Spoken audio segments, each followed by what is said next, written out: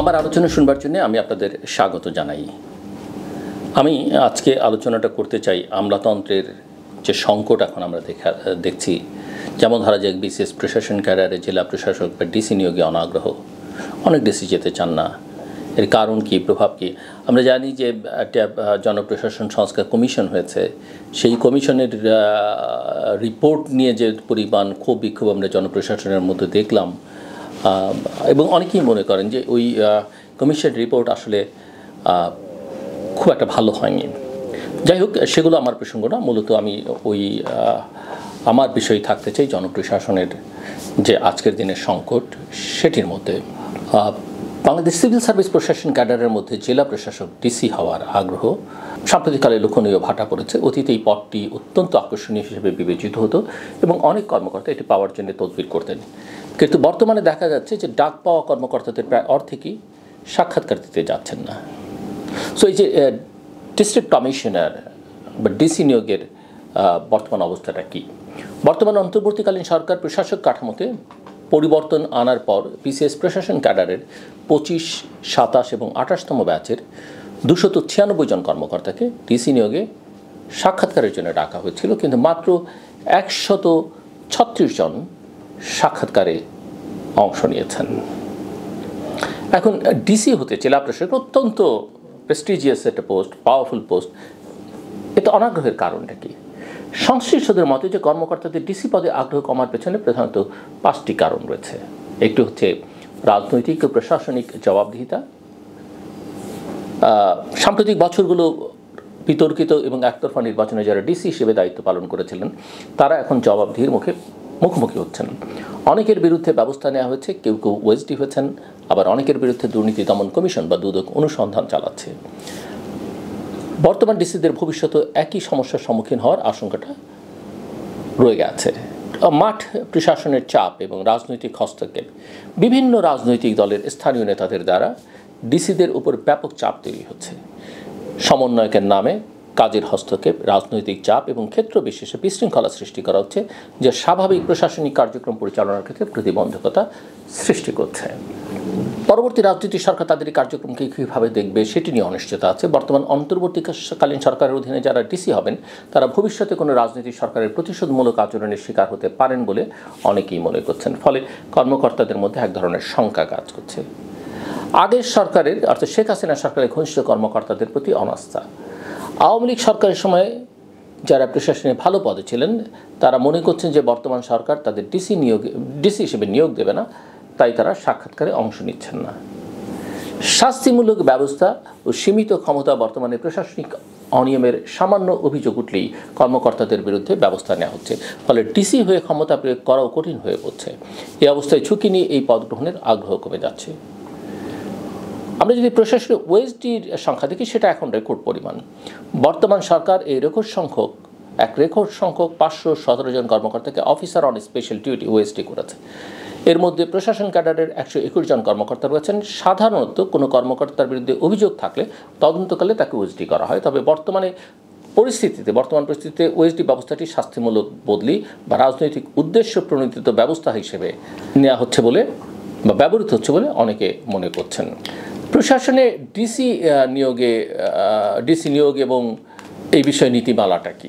2022 সালের পদায়ন নীতিমালা অনুযায়ী উপসচিব পদে পদোন্নতির 1 বছর, মাঠ প্রশাসনে 2 বছর অভিজ্ঞতা থাকলে, অর্থাৎ আমি আবারও যদি আপনাদের একটু বোঝার জন্য বলি যে উপসচিব পদে পদোন্নতির 1 বছর পর মাঠ প্রশাসনে 2 বছরের অভিজ্ঞতা থাকলে কর্মকর্তারা ডিসি হতে পারেন।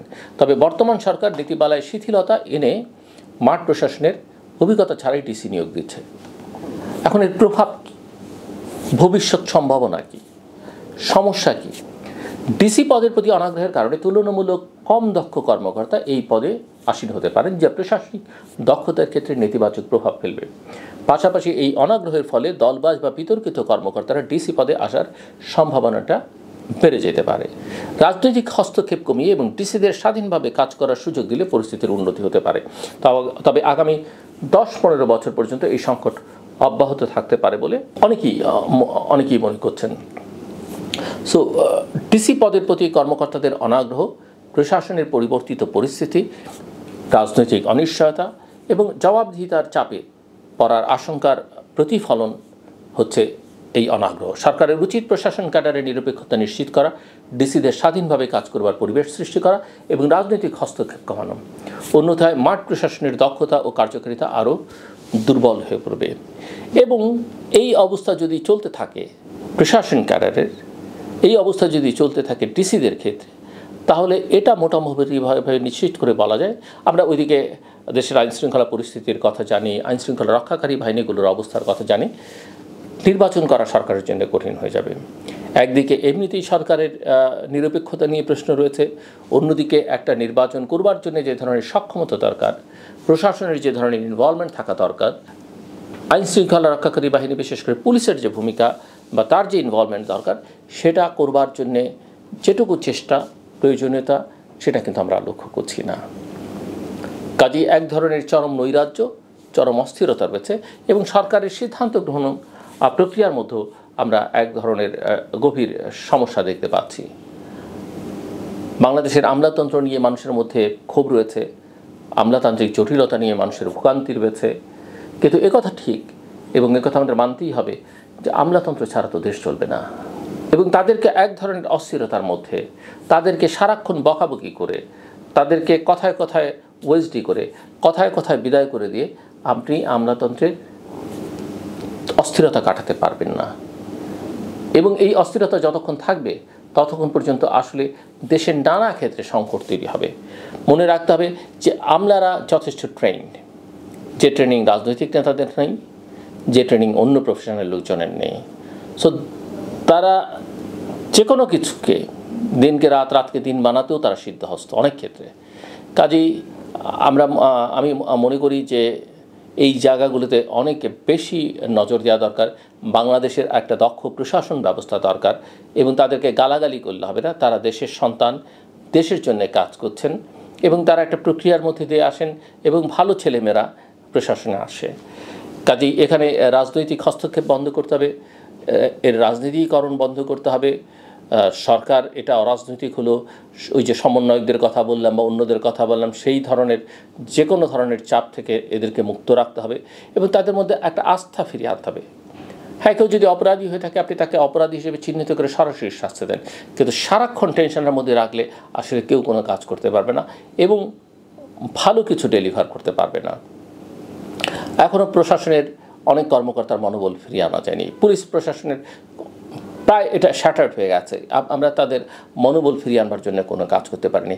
এবং এটাও মনে রাখতে হবে যে আপনি পুরনোদের বিদায় করে সব নতুন দিয়ে শুরু করবেন, তার তো দক্ষতা লাগবে, শিক্ষা দীক্ষা যোগ্যতা লাগবে, তার তো ট্রেনিং লাগবে, তাকে অভিজ্ঞতার মধ্য দিয়ে আসতে হবে। সেটা না করে আপনি নতুন নিয়োগ দিয়ে কিন্তু এই সমস্যার সমাধান করতে পারবেন না। ওইসব ইউটোপিয়ান আইডিয়া, তো তথাকথিত বিপ্লবী আইডিয়া, এগুলো দিয়ে সমস্যার সমাধান করা যাবে না।